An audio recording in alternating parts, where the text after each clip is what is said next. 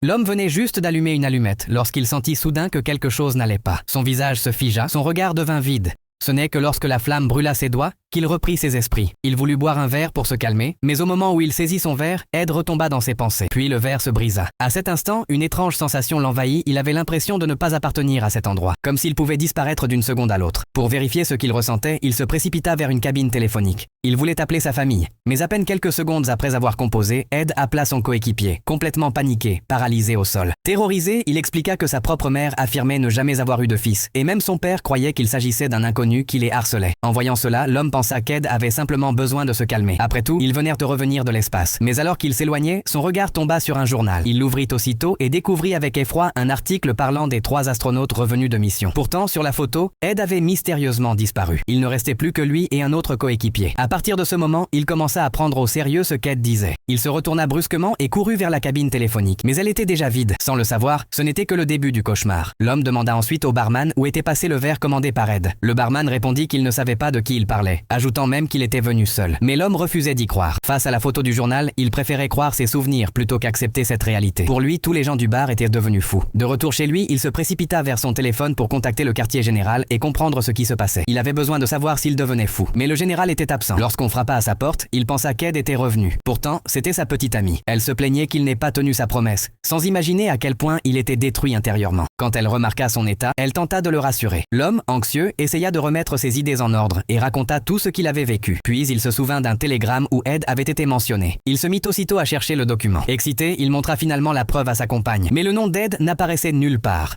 Puis sa petite amie demanda « Qui est Ed ?» Elle affirma même ne jamais l'avoir connu. L'homme resta figé. Pourtant, dans ses souvenirs, elle avait rencontré Ed de nombreuses fois. À cet instant, le téléphone sonna. Il décrocha immédiatement, espérant enfin obtenir des réponses. Mais le général déclara qu'aucune personne nommée Ed n'avait jamais existé. Cette révélation détruisit complètement l'homme. Comment était-il possible qu'Ed n'existe pas? Il refusait d'accepter cette vérité, tout comme il refusait de croire qu'il avait perdu la raison. Pour lui, tout cela devait être une mauvaise plaisanterie. Convaincu qu'Ed se trouvait encore au bar, il partit précipitamment. Arrivé devant le bar, il frappa violemment contre les vitres en criant le nom d'Ed. Aucun son ne répondit. Il ne supportait plus cette situation. Dans un accès de folie, il brisa la vitre pour entrer, uniquement pour trouver une preuve que son ami avait réellement existé. Devant ce bar vide, il hurla désespérément, implorant Ed de revenir, car sa présence serait la seule preuve qu'il n'était pas devenu fou. Le lendemain, il demanda à une infirmière si son autre coéquipier se trouvait toujours à l'hôpital. Après avoir reçu une réponse positive, il se rendit à sa chambre. En ouvrant la porte avec hésitation, il fut soulagé de voir que son autre compagnon, Pete, était bien là. Mais malgré les salutations, son attention restait ailleurs. Il observait nerveusement la pièce, comme s'il cherchait quelque chose. Pete remarqua rapidement son comportement étrange et demanda ce qui se passait. L'homme, paniqué, posa une question. « Hier, avec qui suis-je sorti d'ici ?»